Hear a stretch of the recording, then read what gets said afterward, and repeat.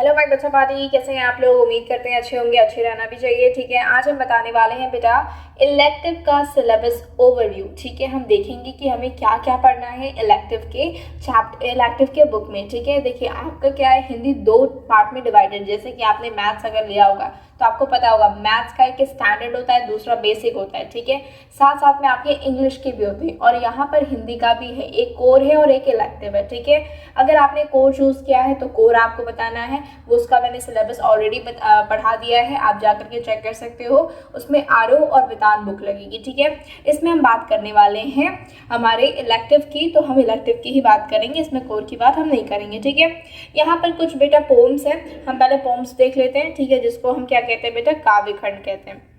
यहाँ पर आपको दिख रहा होगा जयशंकर प्रसाद के द्वारा लिखी गई है ये देवसेना के गीत और कार्नेलिया का गीत। ठीक है, आप देख सकते हैं यहाँ पर ये सारे आपके चैप्टर्स आपको मिल जाएंगे। नेक्स्ट हमारा बेटा आपको यहाँ पर दिख रहा होगा, ये हमारा जयशंकर प्रसाद का हो गया। नेक्स्ट है बेटा सूर्यकांत त्रिपाठी। ठीक है, सूर्यकांत त्रिपाठी के द्वारा लिखा गया है गीत गाने दो मुझे सरोज स्मृति। ये सारे चैप्टर्स भी मैं आपको बहुत जल्दी पढ़ाऊंगी। ठीक है बेटा, अभी हम सिर्फ सिलेबस का ओवरव्यू लेते हैं क्योंकि आपके नेक्स्ट सेशन आने वाला है, तो उसके लिए आपको तैयार हो जाना है अभी से। ठीक है, नेक्स्ट है बेटा सच्चिदानंद हीरानंद। ठीक है, वात्स्यायन अज्ञेय, यह दीप अकेला मैंने देखा एक बूंद। ठीक है, ये राइटर्स हैं, इसमें क्या है बेटा, ये आपकी चैप्टर्स हैं, ये आपको पढ़ना है। ठीक है, नेक्स्ट आते हैं बेटा केदारनाथ सिंह। केदारनाथ सिंह है बेटा, बनारस और दिशा लिखा है इन्होंने।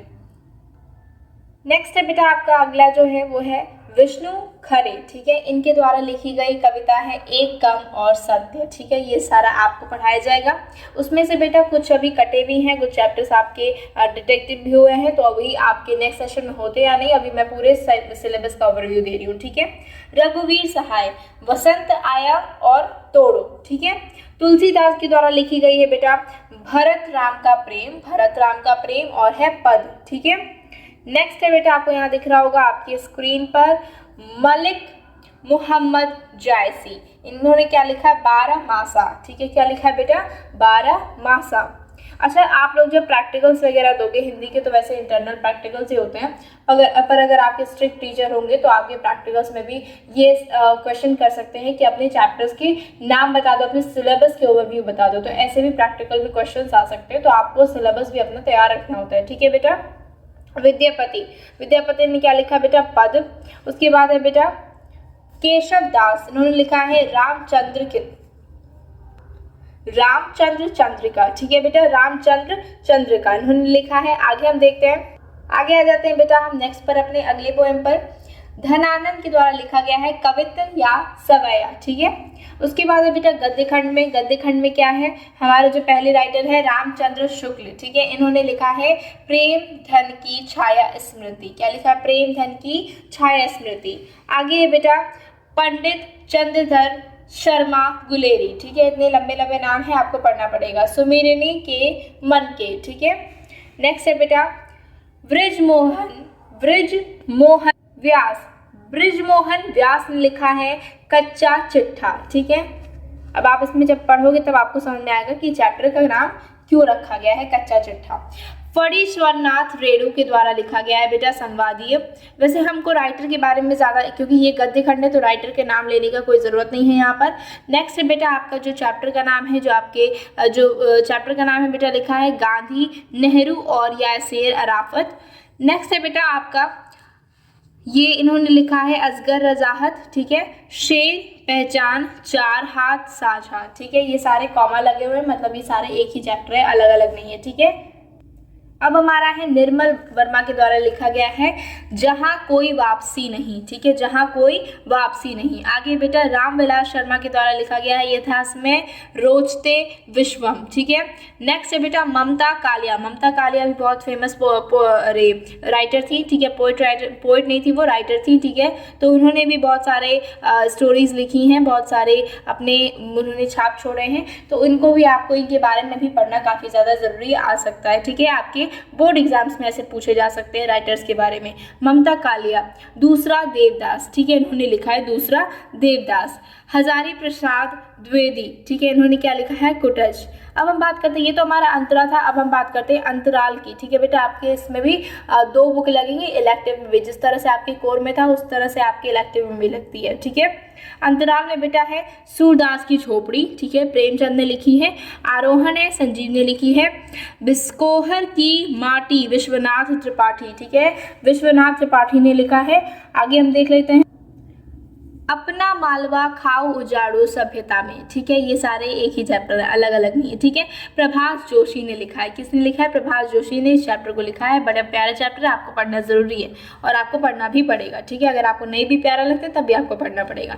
अब हम बात कर लेते हैं जो कि हमारा कोर हो चाहे इलेक्टिव हो, दोनों में रहता है, कॉमन है, वो है जनसंचार माध्यम, ठीक है बेटा।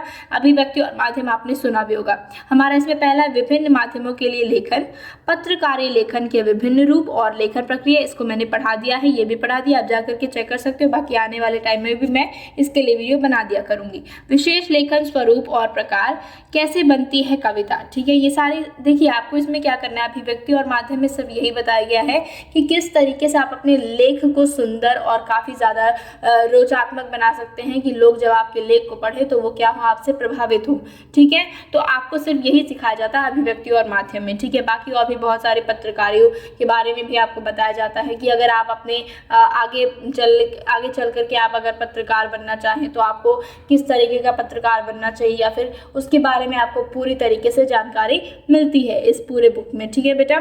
उसके बाद देखिए बेटा, नाटक लिखने का व्याकरण, जिस तरह से देखिए, अब जैसे हिंदी के जो लेखक बनते हैं, कवि बनते हैं, वो कैसे बनते हैं, उनको बहुत अच्छा खासा अभ्यास होता है लिखने का, ठीक है। वरना हम भी तो कहानियाँ तो हम भी बना सकते हैं, लेकिन हम क्या करते हैं बेटा, हम अपनी लैंग्वेज में, हमारी भाषा जो होती है वो बहुत ज़्यादा नॉर्मल होती है, लेकिन उन लोगों की भाषा में और हमारी भाषा में, आपने पढ़ा होगा जब आपने बुक पढ़ी होगी क्लास 10th 11th 12th में, तो उनकी जो बुक की जो लेखक होती है वो काफ़ी ज़्यादा मतलब रुचि देती हैं कि अरे इसका मतलब क्या है। कई चीज़ें हमें समझ नहीं आती है लेकिन वो हमें बहुत अच्छी भी लगती है, ठीक है।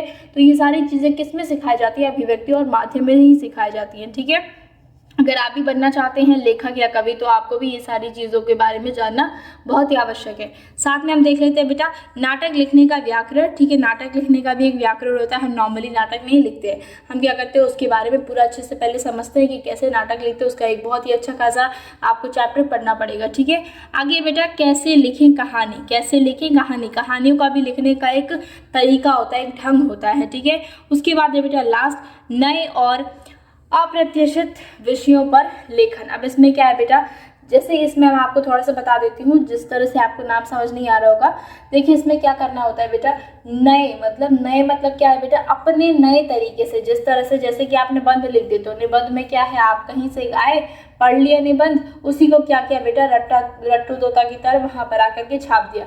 लेकिन अगर हम बात करें नए और अप्रत्याशित, मतलब कि अभी उस चीज़ का कभी हमने उपयोग ना किया हो, कभी हमने देखा ना हो, कभी हमने प्रयोग ना किया हो, फिर भी हम उसके बारे में लिख सके, उसको हम कहते हैं, ठीक है। इसके बारे में इसमें बताया गया कि हम किस तरीके से किसी अनजान चीज़ों के बारे में अपने तरीके से लिख सकते हैं और उसको रोचात्मक और बहुत ज़्यादा इंटरेस्टिंग बना सकते हैं, ठीक है। तो यही सारी चीज़ें आपको पढ़नी है आपके आने वाले क्लास में 12th में, ठीक है। तो आई होप आपको ये वीडियो पसंद आएगी। वीडियो पसंद आए तो लाइक करें, चैनल को सब्सक्राइब करें, क्योंकि आपको मिलने वाला है बहुत सारे वीडियोज़ पूरे चैप्टर के नोट्स के साथ साथ मैं आपको पूरा एक्सप्लेनेशन भी दूंगी।